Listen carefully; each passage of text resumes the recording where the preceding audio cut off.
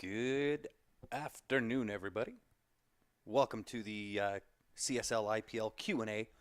My name is Grant. Of course, I'm sitting beside the one and only Mr. Benny Francis. How are you today, Ben? Good. What's up, everyone? So I think we'll just let things kind of build up a little bit. Try and get us some numbers with people. And while we're doing that, if you are currently a CSL IPL player, the player ranking list will be up within half hour after the conclusion of the Q&A here. And if you do tune in late to this, you can always go back and listen to it. We'll, Indeed. Have lots of good information throughout this stream. Mm-hmm. So I think with 30 on now, we'll get into right away what is the CSL Ipl. It is an acronym. Stands for the Q Sports Live International Pool League. It is currently a ghost league. That portion will always be there. I don't think that's a portion that will ever deviate from.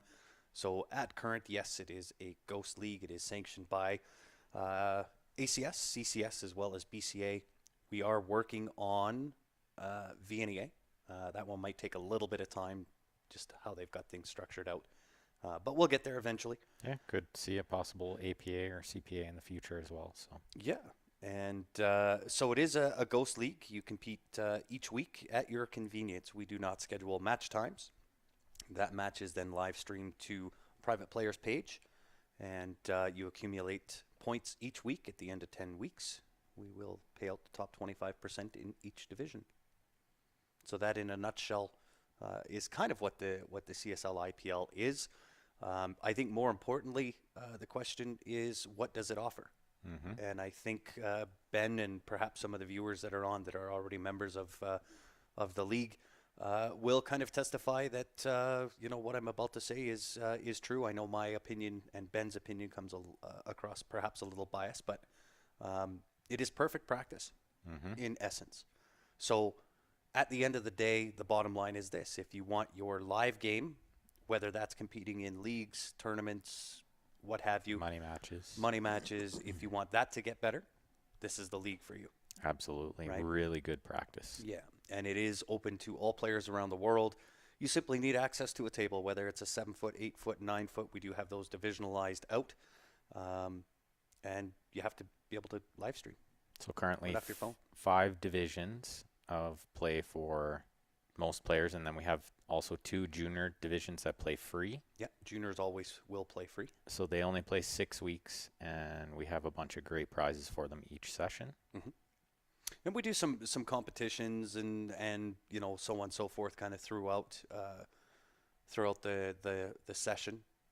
We'll do some money raising for juniors, some friendly competition between players. I've taken on a few crazy ideas as far as matches. Pie matches, dress matches. Yeah, loser had to wear a dress. I won. I won that competition, or that challenge, I should say. There's also a weekly prize for high run in each division, cash prize. Yeah.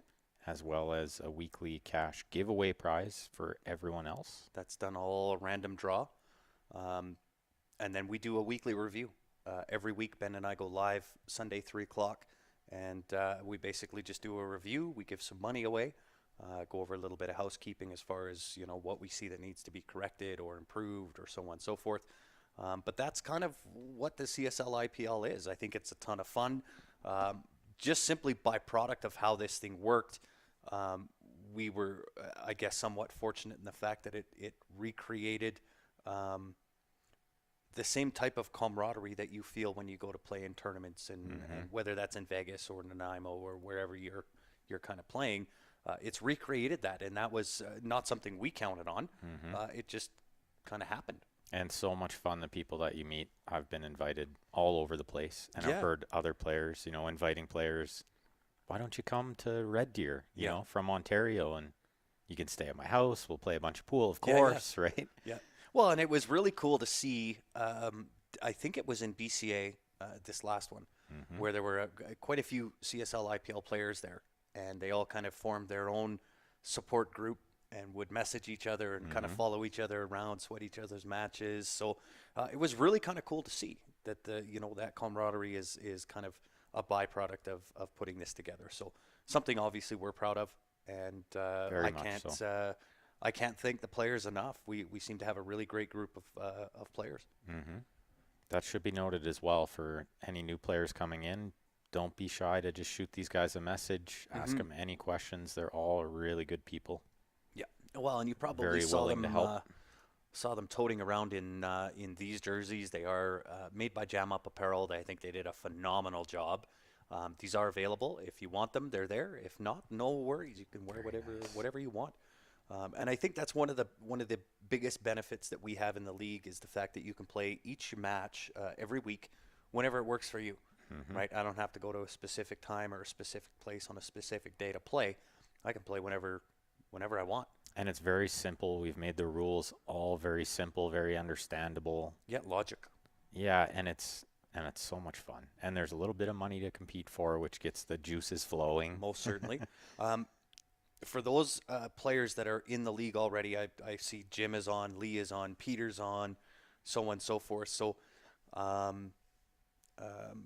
we will have examples. I was hoping to get to that today. I might still get there on what it would look like in each division as far as payouts with 50 players and then 100 players per division. So I've got the numbers. I just have to put those in a format that I can share with everybody. What are the main differences between BCA rules and Vnea rules? Basically the 8-ball. Yeah, 8-ball would be the only rule that would be one you would even have to ask a question about. All the other rules, they do make a lot of sense. Yeah. So I mean, we do play BCA rules. Yeah. So if you are playing 8-ball, obviously you're playing the ghost, so you do have ball in hand option from the break, but you wouldn't be able to use the 8-ball as the first ball hit in a combination shot. Correct. But as far as calling the ball in the pocket, we don't even play the call shot right now because it's too hard to do playing the ghost kind of like on a camera where there's maybe no sound or what have you. So we just keep it simple. And I think Colton, there's a few fundamental rule differences between the rules that we use and even some of the differences between BCA and Vnea. And that's with the 8-ball off the break. Typically with the 8-ball on the break in either Vnea or BCA, if I'm breaking, I get the option. I can either spot it or re-rack and break again. With our league, it can't work that way because of ball placement. If you touch another ball, so on and so forth. So if you make the 8-ball off the break and you're playing 8-ball, no matter what the division is, it's a dead rack. It's re-rack it and break again. Yeah, it's the only way to keep it fair. Yeah. And that's another rule that you might see is all ball fouls. And that's purely just because moving a ball back where it may have been can be really tough on a camera playing the ghost. Especially if, as with most balls that you hit unbeknownst to you or by accident, you're not 100% sure exactly where that ball was. And to try to put it back exactly where it was, it just opens up a can of worms because the other players that are sitting there watching you may go, hey, look, it wasn't in that spot and you got out because of that and so on and so forth. So we just got rid of the whole scenario. Yeah, save the entire situation ever coming up and just keep it as fair as possible. So you will find with a lot of the rules, they do make a lot of sense like that. Yeah. Yeah, it's just logical thinking. What makes the most sense for ghost play? Exactly. Yeah. And there's, not only rule differences, there's fundamental differences between, as much as we're loosely based on what Fargo is, your Fargo rate is based on live play and does not necessarily translate to how you would play the ghost. Absolutely. Right. So this is why when you're new coming in, without an established Fargo rating, you're going to have to start in the open. You'll pay the Division 2 amount. If you're established, then you can feel free to, register in the division. But we do have a description on the website of what type of player is in each division and what you can expect to see out of those players. On top of that, there's a pretty heavy-handed cheat policy that we have. There's a little bit of player movability that we may or may not apply, in the first couple of weeks. So just minor rule differences has been adapted to, allow for ghost play. Yeah, to make it work. And it should be noted, it has worked fantastic. Yeah. And the cheater policy hasn't had to be used once. Nope. We're through 3 full sessions. Yeah. The players have loved it. I've really loved it. I think my game is actually I would say I 100% quite a bit. agree. Yeah. And usually you get to a level and then the gaps are very small. Yeah. But I feel like I took a big jump. You did. Throughout even just this last 10-week session. Yeah. A big jump. That's hard to do. So yeah. So I mean, it's a ton of fun. It's only 10 weeks long. Super affordable. If you actually do the math and you take out the sanctioning fee that goes to BCA, the sanctioning fee that goes to ACS, CCS, and do the math backwards. After 10 weeks, it's super affordable without having to travel and, buy meals and all the other things. So very much so. Super affordable. And still get sanctioned to go play your favorite events. So yep. And that's ultimately what we're trying to give the players. Grant and I are both pool players if you're new to Q Sports Live. Yeah. We stream a ton of pool. We have been for 5+ years now. I think around 5 years. Yep. And we're just big pool players, big fans of the game. So we're a pool league run by pool players. It might be shocking, but it's happening. So we're going to try to do it the right way for the players. So even with this Q&A, if you guys have any input at all in how it's ran, you have any questions, obviously it is a Q&A. Yeah, we're open forum. So shoot away. And also that's another reason we do the league review every week is we want to hear the feedback from the players. It's very important to us. Huge. We can't get better unless we know. And, there's one thing that I ask, and this is strictly, the business side of me, that if there is something that you feel is wrong or so on and so forth, please share that with us, right? Give us the chance to fix whatever needs to be fixed or whatever we need to do. Let us have that chance. If it's good, I want you to share it with everybody. But anything that's bad, excuse me, please share it with us so that we have the opportunity to fix whatever that is. It can often be a miscommunication. From what we found in the first 3 sessions, we've only had a handful of, I would say maybe players that had a question here and there about how things were ran, and we just answered it and then they understood. So it was, I'd say 80% of the time a misunderstanding or just miscommunication. Yeah. So next session does start November 1. There is a cutoff. It's 3 days prior to the first, which would make it the 29th, I believe. 29th, that's correct. So that's only a week and a half away. Yeah, we're getting down to it. We're getting close. So, but if you guys do want in, you can always message us. If you're a returning player, of course, just fill out the registration. Yep. Grant will send you the payment link. It's nice and easy. That's another great thing about this pool league that we were talking about today was payouts are going out to players already. Yep. And we're only 1 week after league ended. So the registration fee is very simple, very easy, all online. You can do it through your credit card, your bank card, your PayPal, you name it. We've a million got just ways about to pay. every option, yeah. And there's a lot of ways to get paid out. You can get paid out with a check. You can get paid out with PayPal. You can get paid out with email transfer. There's a big list. So it's very simple.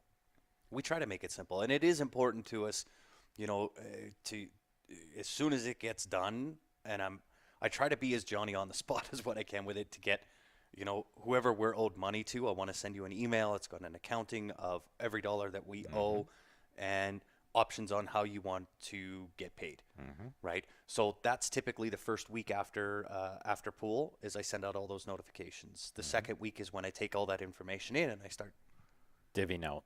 That's right. Getting players paid. And through the first 3 sessions, been fantastic. A lot of the players have been on board with helping the junior league, and so if they had maybe a little bit of change left over in their payout, they well, and it's one of the left it in aspects there, of simply joining the league. You get access to the players page, which everybody plays on. You get guys like Ben Francis, Tyler Steyer, Jim Telfer. We've had Alex Olinger, Stefano. Stefano There's been Delino, so many good right? players. Eric Fargus, Joe Spence. The list goes on and on. On and on and on. And you get access to watch those players play, right? And it just it does nothing but good things for your game. And we're not trying to replace the league that you've already, you're going out to your buddies and you're going to hang out that night. We don't want to compete in that space yet. Yeah, we will, but not yet. And what we're looking to do is have this as an addition to what you're currently doing and affect what you're currently doing. Absolutely. In a massive way. And it has. We've got a proofs in the huge pudding. list of players who have gone a long way. Yeah. Shout out to Sean Blomley out there, just Yeah. firing away, played all 3 sessions, and exceptionally better within 1 year span. Yeah. So even by numbers, right? Because the way that we run things, it's all based on numbers. So numbers and data, it won't lie. Right? There's nothing personal about where players are slotted according to division they'll play in, or movability moving up and down from session to session. It purely goes to all based on data. So, and we release that kind of stuff too. We want the players to know, what their averages are and what they need to work on, and it'll move from game to game. We do have lots of options, should be noted too. We're not just playing one game. There's 5 divisions of play plus the 2 juniors, but within those 5 divisions, there's 8-ball, 9-ball, 10-ball options right now. 7 foot, depending on the divisions. So we did have a player this session who played 4 different divisions. Yeah. So he was a player in Division 3. And he played on the 7-foot and the 9-foot tables. Both 8 and 9 ball. Both 8 and 9 ball. Yeah. So there is a lot of room to play. And he could have played in Div 2 and Div 1. You can always play it up as well. So yeah, there's so many different options and combinations. If you're like a huge fan pool junkie like Grant and I, then this is going to be a lot of fun for you because there's so much to play. Well, and we've also got something new starting for November 1, which is the 3-man teams. Now, this is something I'm kind of excited about because it kind of, again, brings in that other element of hanging out with your buddies and so on and so forth. So it is 3-man ghost teams, very similar to what BCA has. You must be or must have an established Fargo rate in order to compete in the 3-man teams. Or be a Csl IPL player, and we can have played at least 1 full session. Yes, and not 9 weeks. The session. That's guys, right. Not 9 weeks, not 7 weeks. In order for you to either be moved or have a rating, it must be all 10. And so it'll be close to BCA with the division. So there'll be, I believe we're at a Fargo cap. Bronze, silver, gold. Is that where we're at? Is it bronze, silver, gold? Yes, it is. Bronze, silver, gold. Yeah. So we're just starting with the 3 divisions. We might move that around a little bit, the handicap here and there. But I think the only thing we may look at doing, depending on the interest, is having the platinum. Yeah, 1 more division higher. 1 more division higher. And so one of the greatest things, and I picked 2 really good friends of mine that are kind of up-and-coming players and looking to learn.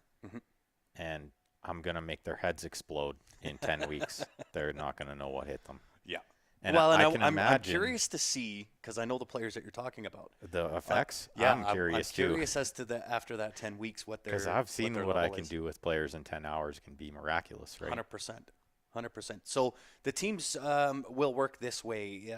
And for example's sake, only myself, Ben, and let's say Steph, we're on a team. We would play down here, same location. In my basement.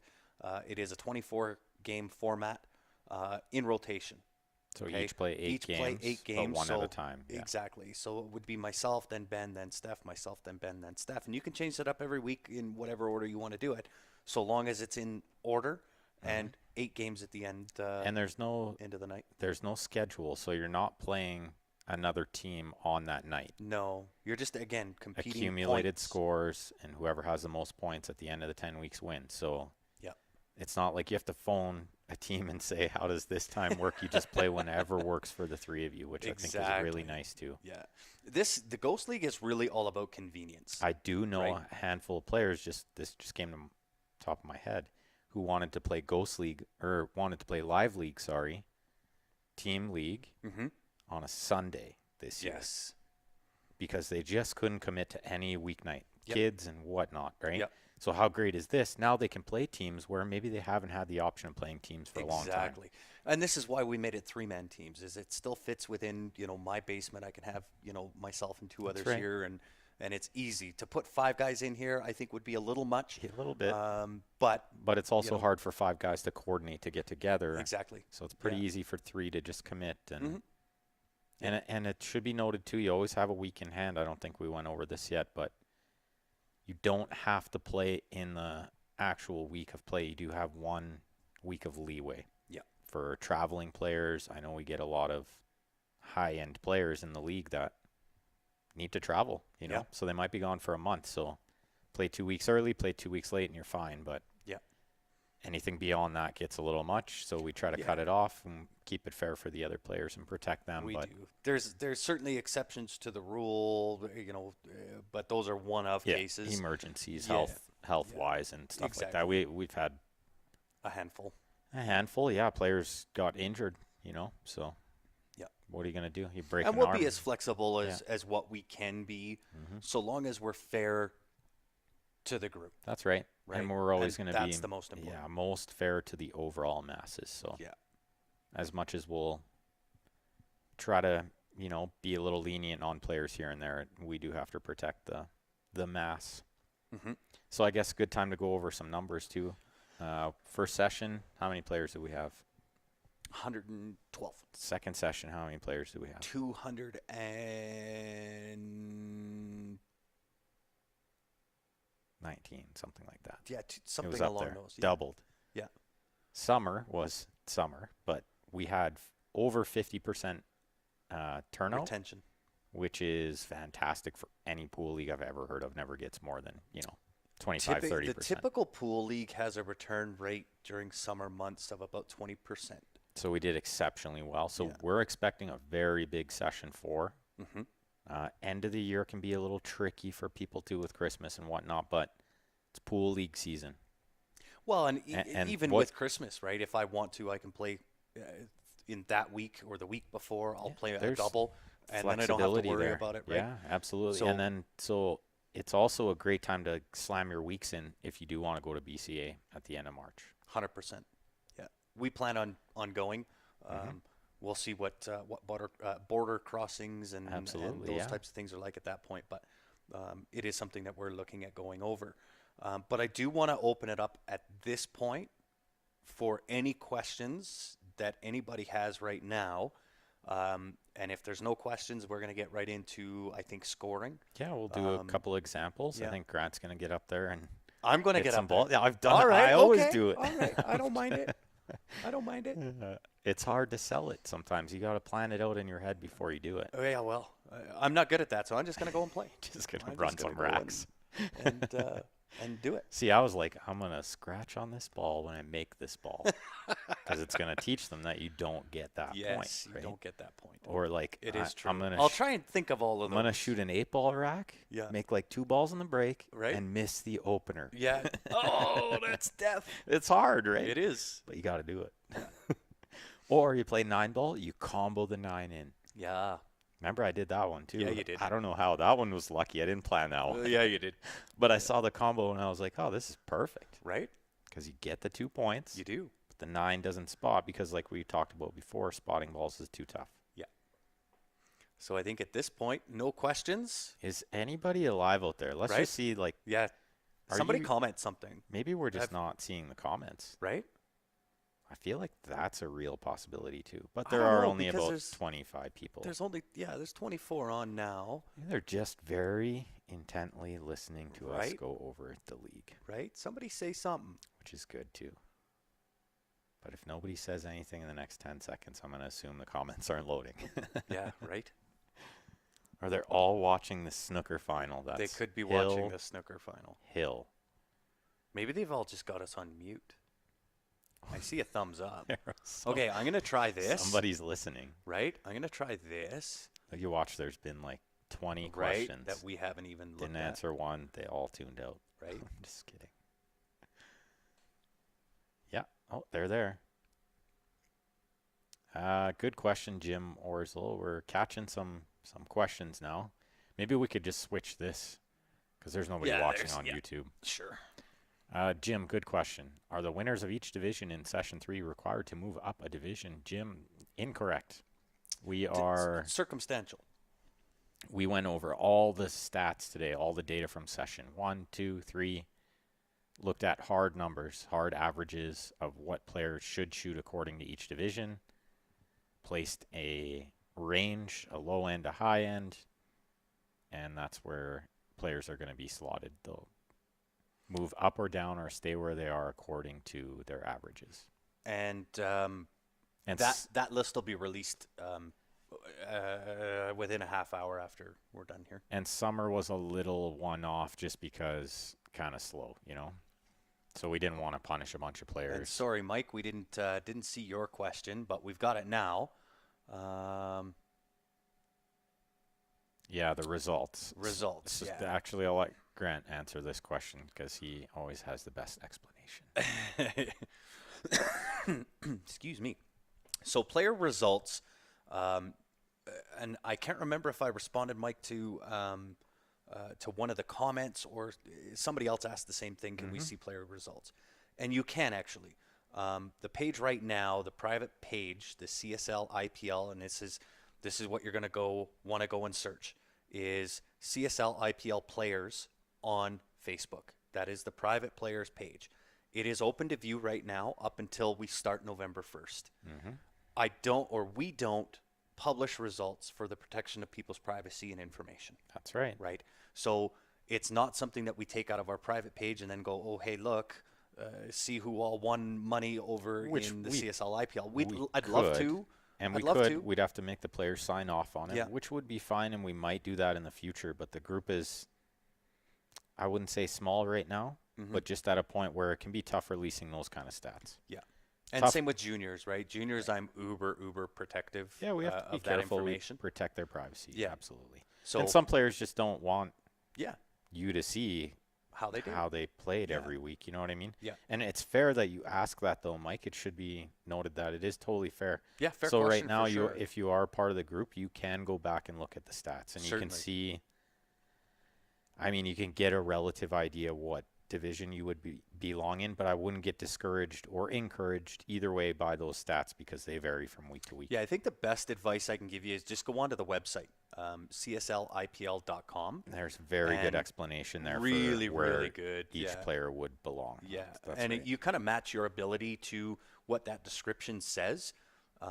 If that's you, that's the division that you would sign up for. Another good question here, Mike, and this is a reason that we take full payment at the start of each session is because, and just for anyone who's not reading, Mike's question was, if a player doesn't finish, have their full entry remain in the pot for payout, or do they get refunded? We could never refund because players would just, let's say, have 2 bad weeks out of 10 and say, I'm not shooting good, I want my money back. Yeah. We want to, so we kind of alluded to this earlier where we want to push players to get better. And quitting after 2 weeks or 3 weeks isn't going to accomplish that. So on top of the fact that by the time, 2 or 3 weeks have rolled around, we've posted out exactly what payouts are. And we're committed to those. We will not ever come back and say, oh, well, this guy jumped out or this person quit or that person quit, so it's going to affect the money at the end. That's not how we roll. No, not at all. So when we post those are solid numbers. Yeah, they're hard numbers for sure. Unfortunately, if players want to quit after 3 weeks, we'll wish you the best and so on and so forth. But the money's got to stay in the pot. And we hope that you don't, because we've seen lots of players claw their way back in, and just because you have 1 or 2 bad weeks doesn't really mean anything. I've got the best example of that, and not a lot of people know this, and I hope he doesn't get mad at me for kind of putting this out there. Sean Blomley was going to quit 2 weeks into session 1. Oh yeah, yeah. Well, and now he's like a junkie. He's on right now, and I'm sure it was 2 weeks after 2 weeks of session 1. Yeah. And look at where he is now. Oh yeah, right. Such a good Improved massively. He won both the divisions that he was in, and if ever I can use an example of somebody that has joined the league, wanted to quit, stuck with it. Oh yeah. And it's affected his game in a massive way. It's that guy right there. And session 1, very discouraged. Yeah, huge. But he challenged himself. Session 2, bubbled the money. Yeah. Session 3, won both divisions. Yeah. Won a bunch of high run money, and he played awesome. Yeah, he played great. Fantastic guy too, so he deserves it. He's putting in the time. And I think it's a really good side note. Sorry, I just want to get this point in too.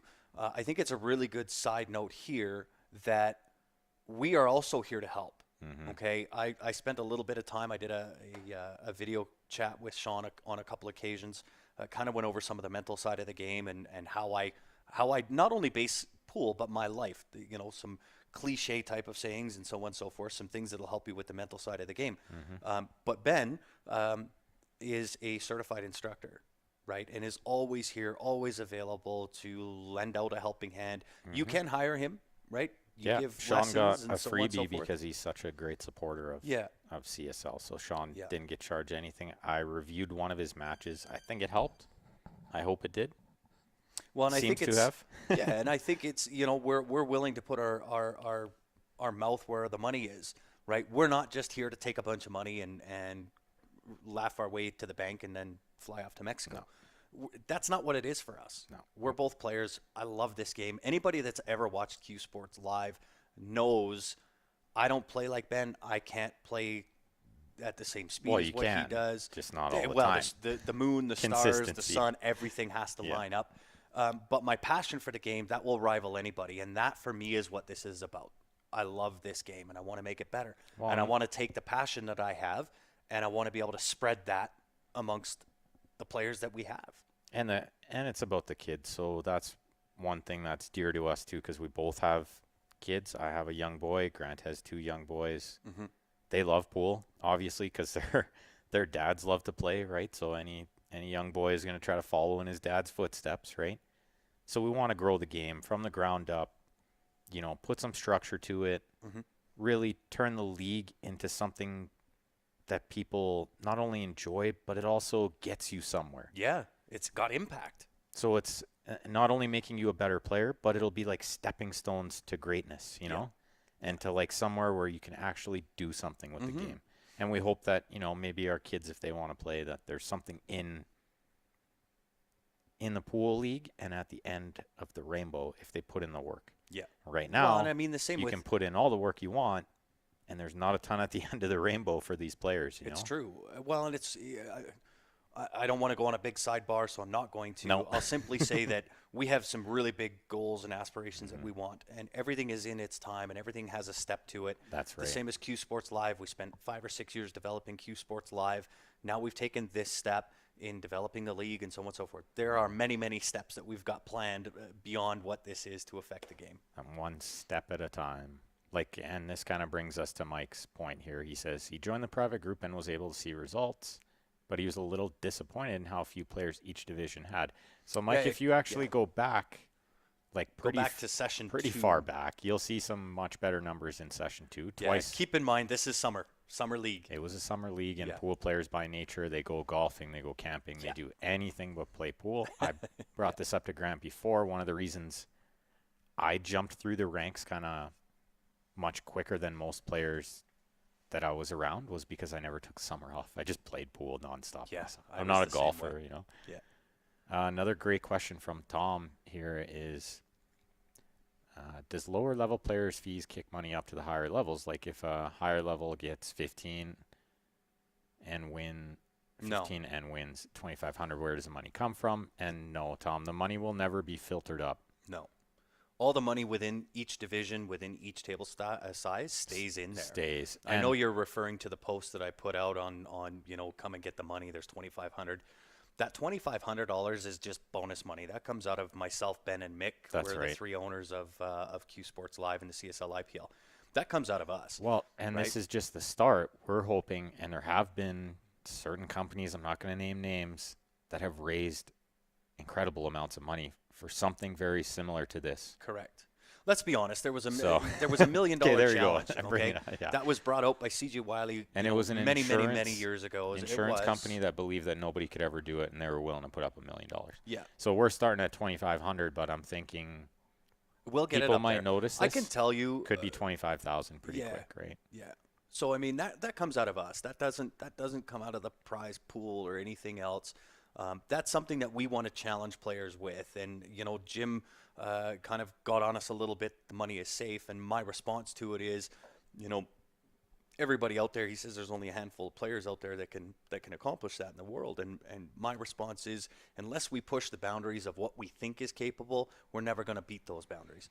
That's right. So we kind of put the money out and said, you know what, here's the challenge. If you can run a perfect night, all 15 or 20 games, depending on the division that you're in, not take ball in hand, run those racks, come take our money. And we will have to alter that poster because it's not eligible to the juniors. It is not because they eligible. only play 10 games, and we have seen a couple superstars that have ran 9. Yes.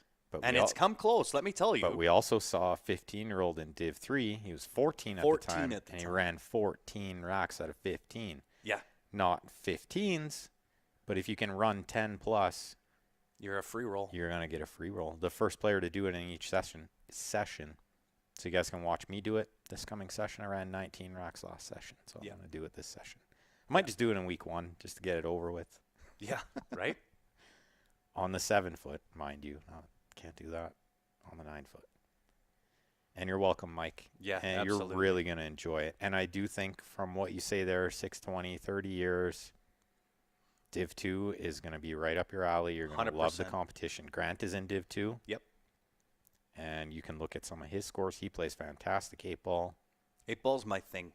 9-ball I struggle with. But he's very beatable too. Oh, he's not going to shoot. I don't shoot lights out all the time. Unbelievable every week. So that's where. No. So I think, Mike, you'll do well. And I would imagine we'll maybe even see you move up to Div 1 after you do well. Well, and I'd be willing to challenge you on this, that after playing 1 or 2 sessions in the Csl Ipl and having that competition mindset while you're at home or at the pool hall, your game will go up without a doubt. It's done it for my game. It's done it for Ben's game. Ben's Fargo is 6.24.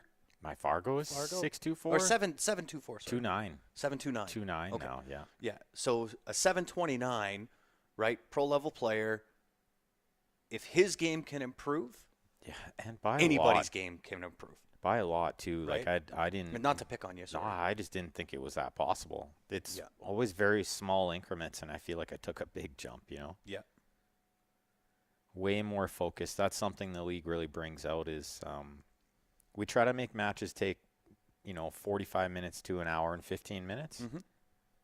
Some will go as long as an hour and a half. Maybe just have some tough layouts and whatnot. But in that hour, you're going to fight every demon you've ever known on the pool table. But you have to battle it. And by battling that, you're going to become a much better player in other events. Yeah. Because you just can't tilt. Yeah. The second you tilt playing Ghost League, you're going to shoot, 5 or 6 bad games in a row. Oh, yeah. Yeah, so you got to be able to – it really develops that mental side of your game, and it really pulls that out of you, right? When it's good, it's really good, and when it's bad, it's really bad. And you got to learn – I mean, you got to understand you're playing on a camera where people are watching, and that adds so much of an element of pressure. Yeah. And you've got to mentally be able to handle that, especially when you mess up. Oh, yeah. Right? You just want to tilt. Yeah. And I've done it. I'm human. We all are. I've wanted a javelin, lost my cue across the room. Yeah, I've wanted to, and But you've got to find a way to kind of reel that in and just move on to the next game. And sorry, Derek, we did miss this. What are the max Fargo rates for teams bronze to gold? You don't need to know that, Derek. Yeah, you're in with this. You just need to know you're in gold, and that's 1,800. Yeah. And I'm lucky that I'm allowed to play with you guys. Yes, it is true. It is true. But I'm not sure what are the other 2 divisions, bronze and silver. 14 and 16? Does that sound right? 14, 16, 18? Mm-hmm. Something like that. Something in those ranges. It's on the website. It's on the website, though, too, Derek. If you want to have a look and see if you can slip in the silver division with 2 other players. Yeah, and I think Mike, Mike brings up a good point there too, right? Where, through COVID, there was lots of different options as far as tournament play and so on and so forth. We are not tournament. And I will say there is a difference mentally in approaching a tournament versus what we're doing. But similar. It is similar in the fact that you're streaming. And if you ran a 6-pack, that is exceptionally good, sir. 100%. So if you could transfer that to a live tournament. Yeah. So it's already showing that the Ghost League is helping you, or Ghost play in general. But I think you'll really enjoy the league. Yeah. Just curious. That's fair. You're allowed to be curious, Derek. Yeah. Right. If anybody else is curious, you guys have any more questions, you can shoot. Maybe we'll get Grant to do a scoring example. And And while he's doing that, I can answer any more questions you guys might have. So we'll get him to start with whatever he likes. We'll start 9-ball. So I'll switch the camera over. I'll put Grant's mic on so you can hear a little bit of him yelling at himself when he dogs the opener. No, I'm just kidding. And then javelin. Am I allowed to javelin toss my cue? I mean, it's your house, so I suppose, right? you can kind of do what you want, right? But just let me know if you guys have any questions about the scoring. Pretty simple. You just keep score. Grant will be in Division 2, so he's going to play 15 games. Not right now. He's going to play like one game of each, but you'll keep score. We send you... We send you an Excel spreadsheet so you can keep score each week, and then you just email it to us, or you can send a picture to the email, whatever you like. We have a nice little scoring system here through the streaming software. Grant's going to try to find a cue. Anyway, so we use the scoreboard here on the bottom of the screen. As you see, you guys can use whatever you like. There's some OBS software that will work for that. We are working on a bit of a scoring thing ourselves, as well as an online live updated scoring where you guys will enter your own scores. That'll be coming at some point. But for now, it's just an email version, so you just send it to us that way. We just keep track of it in a giant Excel spreadsheet, and then we post them each week. So So Jim Orzel brings up a good point. Players should remember to show a running score to the viewers. I would say suggestion is get a small whiteboard. They're like, $3-4 at the dollar store, and write your score in from each game and your total score, and then just show it to the camera each game. If you don't have a scoreboard or something visual on your screen all the time. So that's what I did when I played in the 9-foot division. I just showed the whiteboard in between racks, and then at the end just held it up there longer, and that worked. Mike says he has XSplit. So you'll see here the only rules in 9-ball. We have the 1 in the front, the 9 in the middle, and the 2 at the back, and that's just to prevent any soft breaks, so the 2 is not allowed to be racked in the front. Grant hits it as hard as he possibly can. And so this is a good example. If he chooses to take ball in hand and he runs out these balls, he's going to get 10 points. If he doesn't take ball in hand, if he shoots this from where it is and say makes the one in the corner and runs it out, he'll get 15 points. You get an extra 5 points for not taking ball in hand if you complete the run out. I don't think I like it because of where the 2 is. So I think Grant, he's going to be scared of this shot, so he's taking ball in hand. So there is a lot of strategy that goes into this as well. You can get caught maybe swinging at too many racks without taking ball in hand. Or another one I like to use is in game 1. Game 1 can be an important one to try to get rolling, so it is often better to just take the ball in hand and try to run the ball. So he hooked himself here, but it's 9-ball, so he could hit that a little harder, try to make a ball. So he scored 2 points there. I believe he got one ball on the break. He made the opening ball, so he gets 2 points for that. So I'll mark 1 game played and 2 points there. And so you get a point for each ball, and the 9-ball is worth 2 points in a 9-ball format. So now we'll see him play a game of 8-ball. Mike, jump cues are allowed.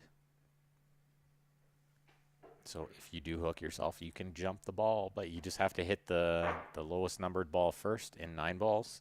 Pretty simple 9-ball rules. All the other balls are wild after you hit the lowest ball, so you can slash them in. 8-ball is going to be similar. There's no call shot, so as long as he hits his suit, then it doesn't matter what happens after that as long as he makes a ball. Tim wants to know, miscuing on the break results in a re-rack. That's correct, Tim. The game must start with a legal break. And you've got to have strike. And so now we're on to 8-ball. The only rules here, 8-ball in the middle, and the back corners must be different. So a stripe and a solid in the back corners. And so Jeremy brings up a good point here. Jeremy Smith wants to know, what if you scratch on the break? So the punishment for that is you do not have a chance at the bonus 5 points for running out without ball in hand, because now you have to take ball in hand. You can't play it from where it lies on the floor. You need your sand wedge. So BCA rules is ball in hand anywhere on the table. I thought he just took out his knee on the coin slot, but luckily he didn't. So only one kind of different rule in Ghost Play 8-ball is if you break in 8-ball and you make balls on the break but you miss the opening shot, you have not established yet and you get 0 points. You have to establish a suit. So you do have to make the opening shot. And so another good example is you see he moved the turtle rack out of the way there. If he moved the 10-ball with the turtle rack, it is a foul and end of game. And it might seem a little harsh, that rule, but let's say he just wiggles the 10 a little and then tries to put it back, but it changes the angle. Maybe now the 1 goes somehow, or it can be very finicky on the camera. So it's best to just make it all ball fouls. Keep it fair for everyone. And to be honest, we haven't seen very many balls moved. I hope I answered that one for you, Jim. Yeah, if you make 1 or more balls on the break, but you miss the first shot after the break, you get 0 points, correct, Jim?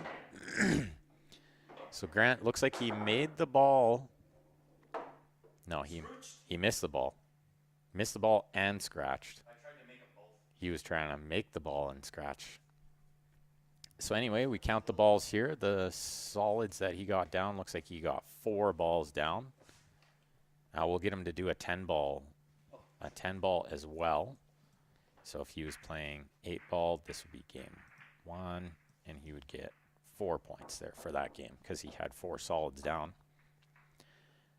Slop counts in 8-ball. Yes, that's correct, Mike. We're playing slop counts just because it's a little tricky on the camera to call shot. It can be a little too much. So, and for how often it comes up, I don't know, Grant. How many balls did you fluke in 10 weeks playing 8-ball? Hardly any. Maybe a couple.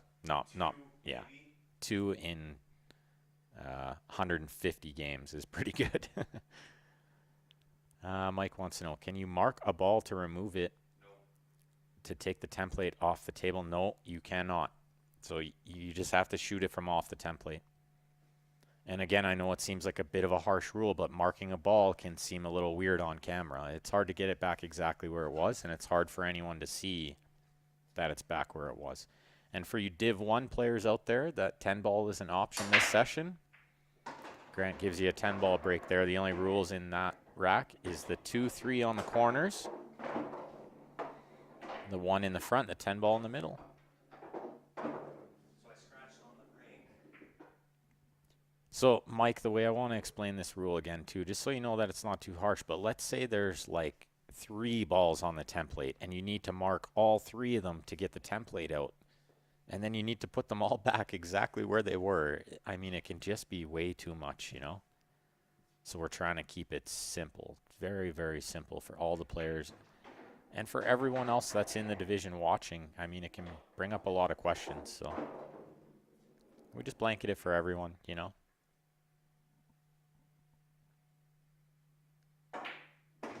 So oftentimes I would tell players, you know, let's say the 8-ball is in the middle of the template rack and you could move the template around the 8. Maybe wait till you're on the 8 to do it. Just in case you do happen to move it, then you don't lose, you know, all the points. You still get the 7 balls leading up to the 8. Or something like that. I think you get used to it being there and you shoot off of it and stuff. But when the cue ball is going around it, I definitely like to move it. 10-ball rules here are slop as well. So as long as you hit the lowest numbered ball first, doesn't matter what happens after that.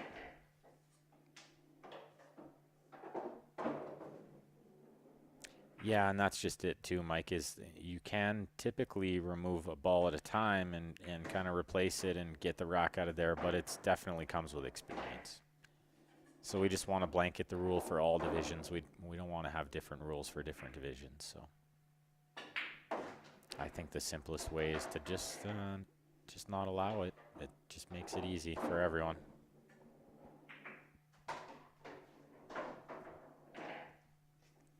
And so he got all 10 points there. He ran out, folks. Can you believe it? Right. I'll turn his mic off here while he puts it back on for a second. And I'll switch you guys back over to watch us.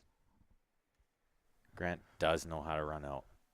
Only every now and again. Again, the stars, the moon, everything's got to line up for me. It's all got to line up.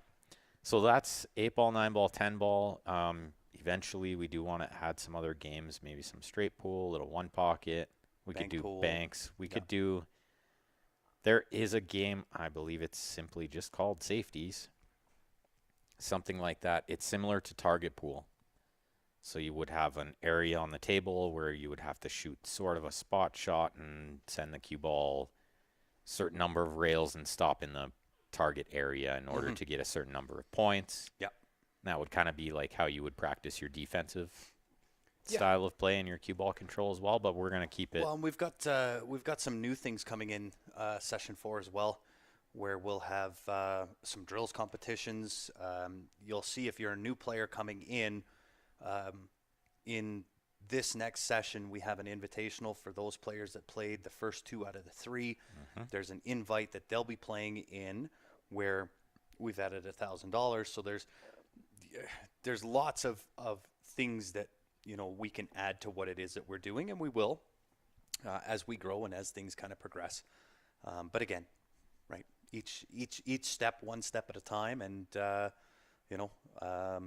when it's appropriate, we'll add it. Well, and like Mike said there, you know, he looked at summer numbers and he wasn't too impressed, although they're not the best judge of how many players we had. There were some divisions that were great. There were still, 12, 15 player divisions, so only a couple smaller ones, but that's one of the reasons why we don't flood it with all the different games at once. Yeah, it would be so diluted. If we added straight pool, one pocket, bank pool, safeties, whatever else, then we might only have like 2 players in each division. There's too many options, right? Yeah. So we do want the players to have lots of options to play their favorite game, but we also don't want to dilute it so much that each division is only a couple players. So I think we'll keep it to 8-ball, 9-ball, 10-ball for quite a while. Yeah. And once the numbers dictate, get the numbers right? up, and then if we have 20 players that say they're in Div 1 and they want to play straight pool, we'll add a straight pool for them. No doubt. But they have to come to us first and say, hey, there's 20 of us. Yeah. If there's only 3 of them that want it, I'm not going to name names, but we did have one player ask for 8-ball in Div 1 and then didn't play. Yeah. When we created an 8-ball division, he didn't play. He specifically said, I want to play 8-ball. Yeah. So it is there as an option again. But, I mean, it's all things in due time. Right. As far as a league, we're still in our infancy. We're still, there's no rule book. There's no course on how you take information on how to run a Ghost League. This is all new to us. There's lots of Ghost Pool tournaments out there, but I think we're the first and only online Ghost League out there. It is sanctioned ACS, CCS, BCA, hopefully at some point Vnea. But there's no rule book for this. This is all stuff that, as players, we've had to come up with and say, okay, what makes the most sense, right? And this is where we tried to use just logical thinking. That's right. So, just like the all ball fouls, just had to be logical. There was no rule book for that's how Ghost League should be run. We just thought that's the only way that makes sense. So, and we'll keep developing the rules as much as they need to be. I think we have them pretty close to where they need to be. So yeah, I think they're good to where they're at. Like one of Jeremy's questions was good. What happens if you scratch on the break? And we had a lot of players in the first session asking that. There was no punishment for it. Yeah. Because we didn't have the 5 bonus points. Correct. Now you add in the 5 bonus points, and now you get punished for scratching. So quit scratching if you want to get the 5 bonus points, right? That's right. That's right. Or you can scratch every rack and get 10, but I wouldn't advise it. You might want to give yourself a look once in a while, right?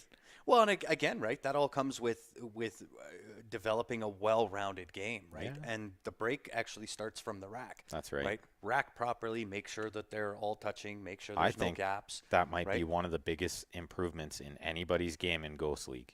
Yeah. It's You not going to gotta be the rack shooting. good. It's not going to be the mental. It's going to be the rack and the break. Yeah. Because I you're would going to be shooting dead racks if you're not racking good. And if you're not hitting them good, you're going to have a tough time running out, you know? It's true. So those will be the things that you work on for sure. And I think they'll develop the most. Well, and you'll see typically from my first week, I usually play with my mic off. I like to have a little bit of music going. For those new Myself as players well. coming in, music is death. If you're going to try to run music, mute the volume.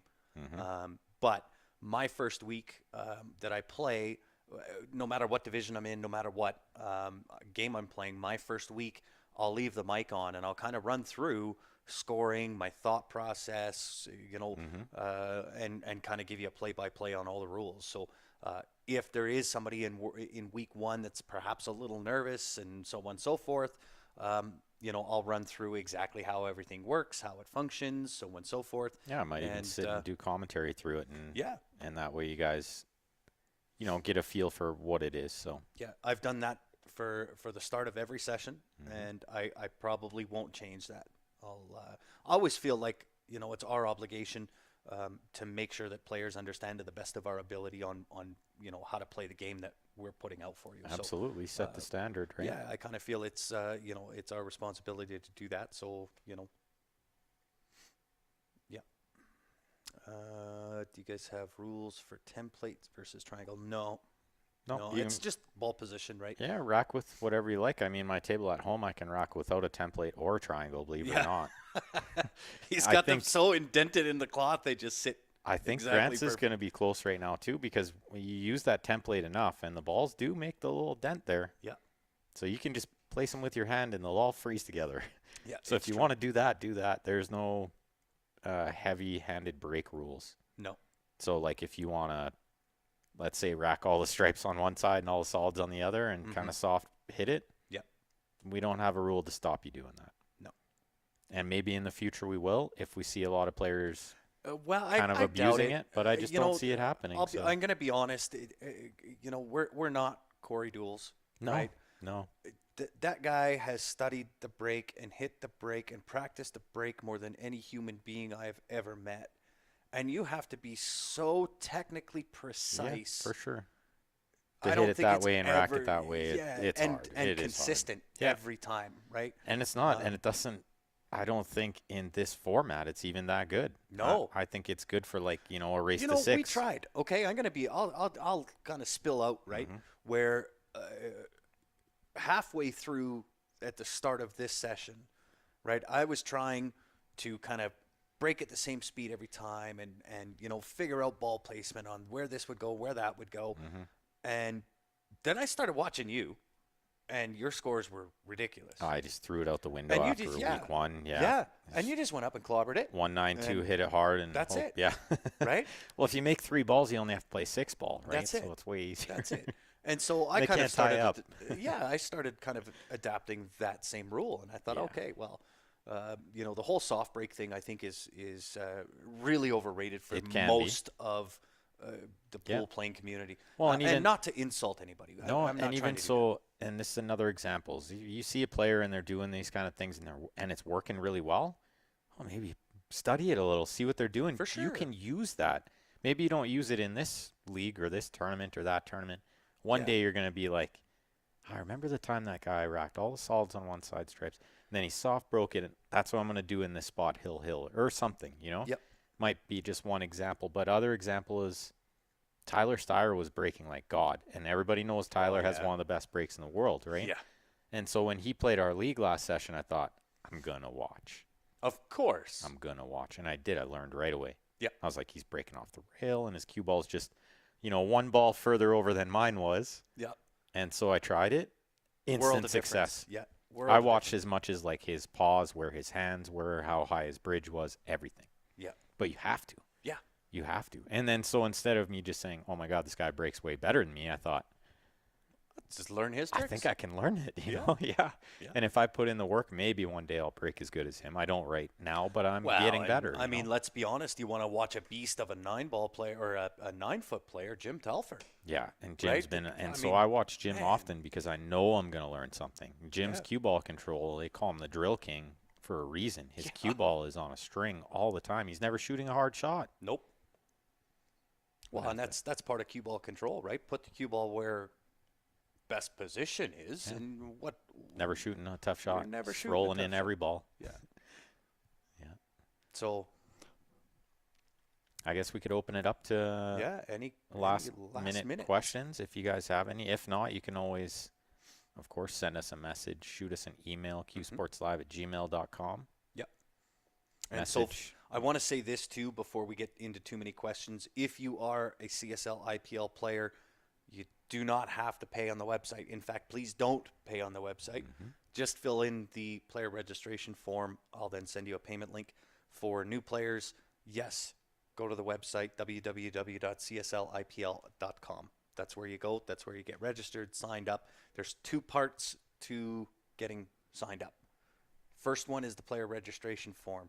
If you're playing multiple games, if you're playing 8-ball and 9-ball, or on multiple tables, for each game you're playing, you need to fill out that form, right? So if you're playing 2 games, you need 2 forms. That's right. And then you would add to cart, pay it out, and you're done. But and so that's a good point too. If you are playing multiple games, so let's say you're playing 2, you fill out 2 registration forms, but you don't have to pay them separate. No, you can pay them the same. It'll be add to cart each one, and then you can pay them both at the same time. So you don't have the extra processing fees. I think we've answered all of their questions in the last hour. I think they went radio silent. Just one more quick point too, like maybe about numbers wise. Like we're not out here to just make a bunch of money off of each player. We want to make like a very, very small minimal amount. Well, I'm just going to tell it. We make $3 players, right? per week per player. That's what we make.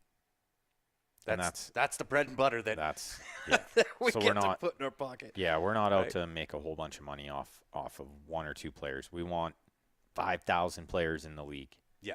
And just make a very small amount, and that $3 might go down as we explode, you know, and we might have better offers for the players, such as like sponsor deals. I'll say that number won't go down. What will go No, I know up, you hate it when I say that, but the offers, right? And that's where I was kind of that number won't go down. What it will do is give us the ability to offer more back. Right. So it might in be terms added of added money. Right. Added money tournaments, added money leagues. I mean, in the first session, we gave away a Q. Yeah. We gave away 2 Qs. 2, yeah. So we're all about just trying to give back a little bit at a time, and hopefully the players love it as much as we do. Well, and the more we get, the more we give. That's just quite naturally who we are. That's absolutely.